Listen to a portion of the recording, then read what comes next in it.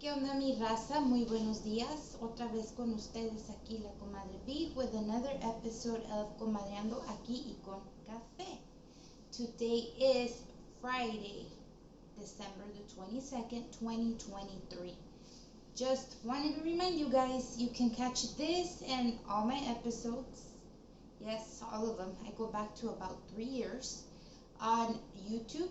I am also on Spotify now if you rather just listen. I only have a few on there, but I am still uploading, posting this and this and that. You know how that goes. You can find me on Spotify under Comadreando by La Comadre B, which is me.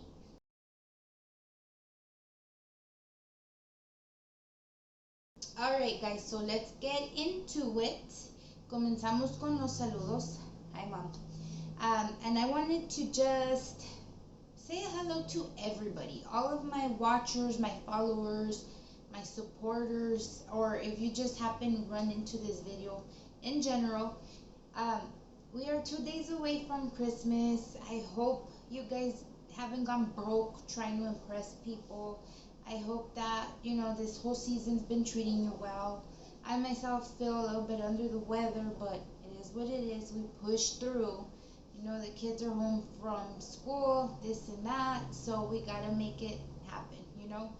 At the end of the day, guys, kids, children of all ages find more entertainment and joy playing with empty boxes, wrapping paper, and gift bags.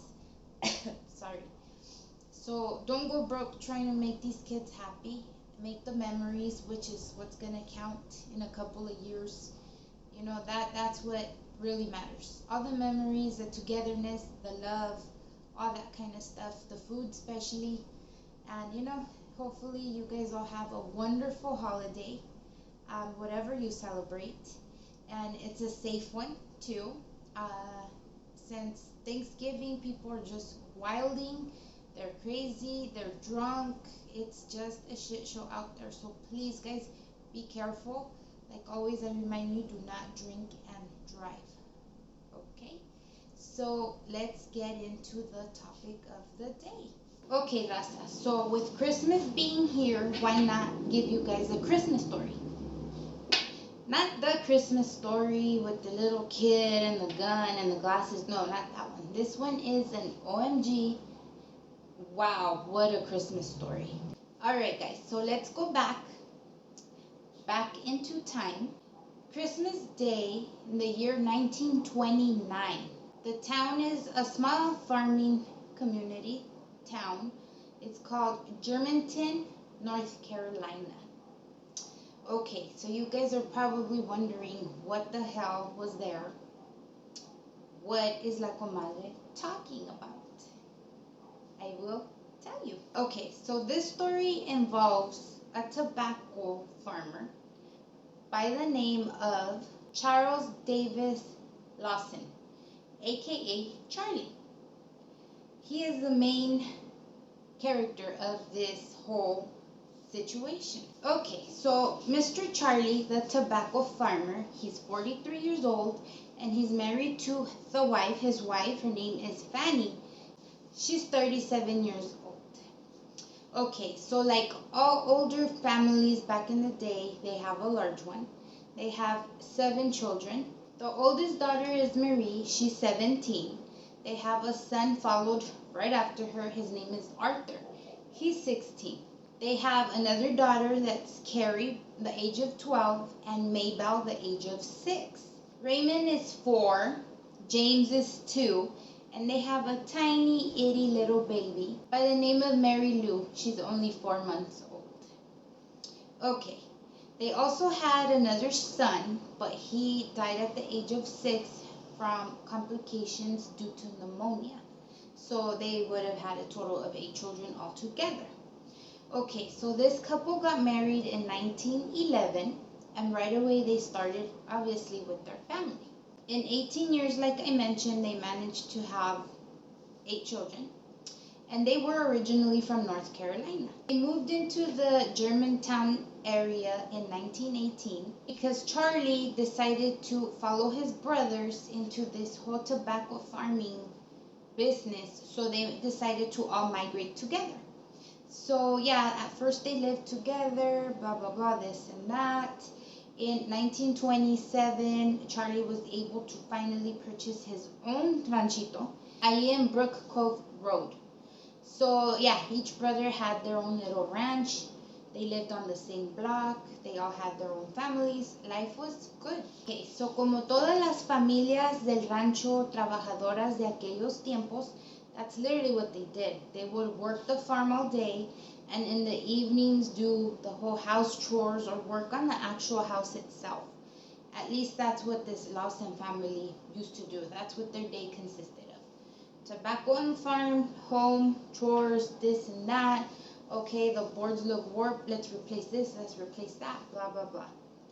They were very humble, living people. They weren't like extravagant, nada de eso, hardworking. One day, Charlie was replacing some wood planks on the house, and he accidentally hit himself on the forehead with an axe, so le quedó clavada. After that accident, a lot of the neighbors, his family, even Fanny herself used to say that he wasn't the same anymore. His character had changed a lot. He was off. He was just very weird. So yeah, there was a lot of stuff that was like out of the ordinary that Charlie used to do originally that he was now doing. Alright, so the time's passing by, whatever. It is now 2 weeks before Christmas in 1929. So Charlie decides to tell the family, hey, we're going to town. We're going to go buy clothes and we're going to go take a family portrait. Get ready y vámonos. They end up traveling over to Salem, which was the next big city. It was about 13 miles away from their house. They bought all their clothes, the whole family, all of them. All 9 of them bought the best outfits they could. So he told them, okay, you tried them on, they fit you, stay dressed, we're going next door, we're going to take a family portrait because all of this is just part of my Christmas surprise. Without question, everybody was so excited because it was a nice gesture. So se quedaron cambiados, they walked next door or down the little street right there, the strip.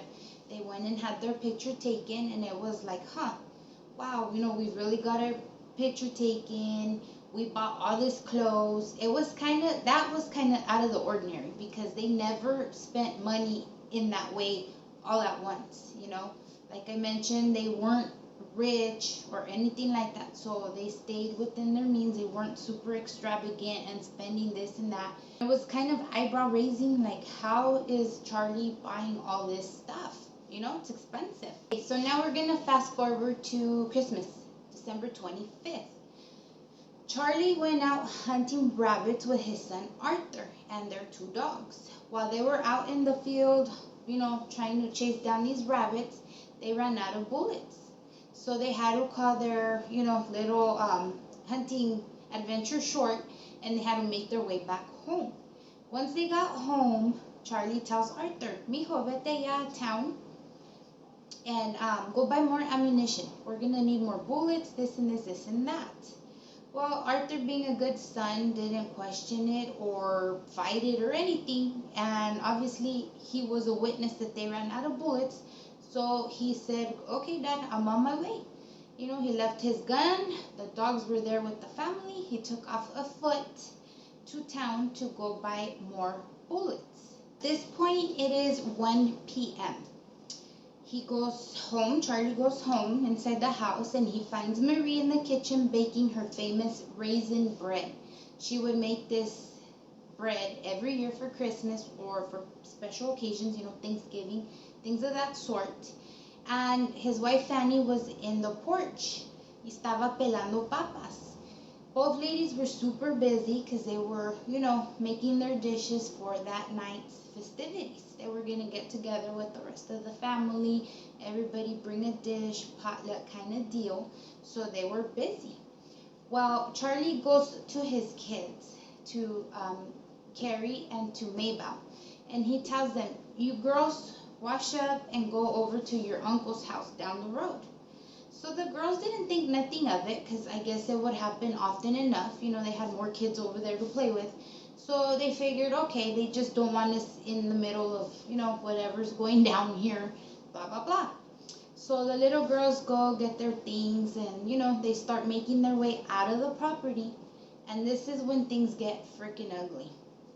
By the time the girls were trying to leave their house, Charlie had already ran up and hid in a barn. So now this barn was on its way out of their property. As soon as the little girls passed by, he shot them both with a 12 gauge shotgun. Not only did he shoot them both and they dropped dead, he bludgeoned them, making sure they were dead. Once he beat them to unrecognition, he then laid them on top of rocks like pillows, and then he put little rocks on their eyes. What's the point of that? I don't know. But he left those two children in the barn. He then returns up more into his property, and he sees his wife Fanny again on the porch. She's still peeling her potatoes. He shoots her and beats her the same way. So meanwhile, Marie's in the kitchen. She had heard the shot. She went and looked, and she's screaming hysterically, pacing back and forth. So Charlie comes in, shoots her right away, and the same thing. He just shoots her and beats her to make sure she is completely dead. Meanwhile, the two younger boys, Raymond and James, see what had happened with their sister. So they're running around inside the house trying to find for a hiding space so they can hide from their dad. Can you imagine a 4-year-old and a 2-year-old completely frightened and like super scared of their own father? That is so heartbreaking to me. Well, he found the boys, shot them, and beat them the same way. Lastly, he got the sweet baby, the 4-month-old little tiny child, and he just bludgeoned her to death. He didn't shoot her, he just beat her. He then drug the whole family into the living room, placed them on top of rocks, their heads, and then put little rocks on their eyes. Again, what's with these rocks, I don't know. Nobody knows up to now. If they weren't pillows, they weren't comfortable, so I don't know what his thought was behind that. He ended up going further down into his property, the wooded area, and he was back there for a long time. He paced around a lot because when they found his body, there was a bunch of shoe prints all over the area he was found in, and he wrote a letter to his parents. That's the only thing they found back there. And it was pretty much a suicide letter, but at the end he did say, "It's my family and I do what I want with them." Disgusting, monster, how dare he, right? Okay, well, he ended up shooting himself in the heart. He found a branch around the area there, which helped him to pull the trigger. At this point, since it was so far into his property, it was super loud. The neighbors did hear this shot, so everybody started walking towards the property to see where this shot came from. Arthur showed up at the same time that all these spectators were outside, ahí de fisgones, chismosos mirando, So yeah, he imagine being a 16-year-old boy and you find your entire family not only shot but bloody, beaten to death with little rocks on their eyes, laying on rocks, all with their arms crossed on their chest. That must have been the weirdest, most scariest, most horrific scene this poor kid ever saw in his life, Okay, well, 2 days later, on the 27th, all their arrangements were ready. They were in their caskets. They were doing their services, funerals, and viewing to have them buried. Alongside of the actual family that lived there on the block and Arthur, 5,000 people from around the area also came to, one, be nosy, two, see if it is true what had happened, and the rest felt bad and they wanted to come and stand with Arthur and, the rest of the family because this was such a tragic story. It was so horrible in that time that this story got national news. Everybody knew about it. It was released in every single newspaper around the nation because it was that freaking bad.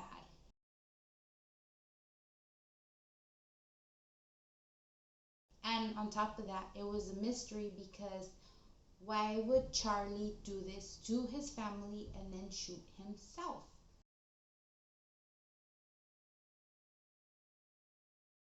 The cemetery had 5,000 people that had to come in chapters, in groups, because they didn't fit. The cemetery was small, it was just an old town cemetery. So, yeah, there was a bunch of people just there. A lot of them were there, like I said, to gossip and a ver el chisme. A lot of them were in disbelief, like, what the heck? And other people really felt bad. Outside the parking, there was a row of cars that went 3 miles down the road and curved to the right. 3 miles of cars, guys, of people that came to this burial of this poor family. People were walking in what was left of snow, a lot of mud because obviously it was late December. So yeah, era un desmadre y medio. The following days, people would come by the house, sit there and stare, groups of people and talking to each other, and oh my God. So one of Charlie's brothers got the great idea. Maybe we should fence the property off completely and charge people to come inside and look at the house, since they want to see so bad where the bodies were laid after they were murdered on top of rocks and this and that. And Arthur was only a child, 16 years old. He was going to need that help with mortgage payments. So he decided to do that for his nephew. He did move into the house and was living with Arthur at the time. And he was charging a fee to get in. And every single day they had people. And the weekends it was super packed. There was lines of groups waiting outside to get into the house to see the whole crime scene of where this gruesome murder took place. Like everything and everyone, they started vandalizing the house because people started wanting to take a little bit of whatever they could that was inside the house.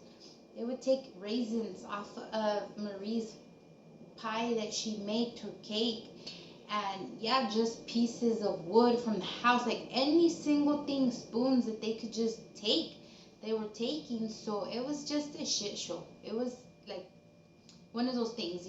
Arthur unfortunately didn't live long. He did die in a car accident at the age of 30. By that time, he was married himself and left 2 children and his widow behind. So it was sad. It was probably destined for him to have been part of that whole murder that took place that Christmas. And like I mentioned, up to now, there was still no real, reason what happened. There were a lot of rumors, and accounts came forward after the thought. So the truth, quién sabe. One of the rumors was that Charlie had seen something. He was a witness to a crime. So the people that he witnessed came to kill him, and they killed the whole family to make sure that he would not speak. There was another very strong and ugly rumor that supposedly he had got Marie pregnant, and that's why he killed everybody and himself, because he was ashamed and he didn't want to leave the family with the shame of people knowing that he was being incest with the daughter.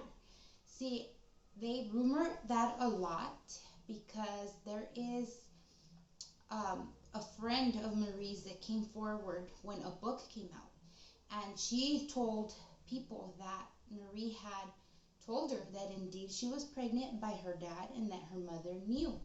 See, it doesn't say anywhere or mention that it was rape. Could it have been raped, or was it consensual? How can a mother know this and not do nothing? It's a lot. It was a lot of rumors, like I said. Supposedly, one person was saying that he got rid of Arthur and sent him with the pretext to get ammo so that he could kill the family in comfort, because they had had domestic issues in the house before, And Art, being a big boy now, he would intervene and would get in his dad's face and wouldn't allow him to have his way with the family. So that is questioned a lot. How come Art wasn't involved in this murder? Was he really going to be a challenge to Charlie? Or did Charlie just, want him to be the only one to continue with a, last name? I don't know. But like I said, there was books released and songs about this event. And another witness is one of Charlie's own sisters. She says that también Fanny, su cuñada, le dijo that she knew that Marie was pregnant and that it was Charlie's. Again, it doesn't mention if it was incest by consent or if it was incest by rape. But either way, that is ugly. If that is what he did because of what he did, pues también está feo, because the children didn't deserve to be, first of all, in so much fear of their father and seeing the murder that are taking place and then getting shot and, beat. También, it's just ugly. All the way around, every single way you want to see this story, it is ugly. So that is what I have for you guys today. This is the worst murder/suicide of its time. Ojalá que Dios tenga toda the Lawson family en su gloria. And yeah, guys, hopefully you guys learned of something new that you didn't know, because I surely never had heard about this case before. Muchas gracias por su tiempo, como siempre. You can find me on all the medias: Instagram, Facebook, Pinterest, TikTok, all of that stuff. So drop me a message. What else would you like to hear about? Y pues con eso los dejo, raza. I love you guys. Bye. I do not own the rights to any of these pictures. They are just for reference.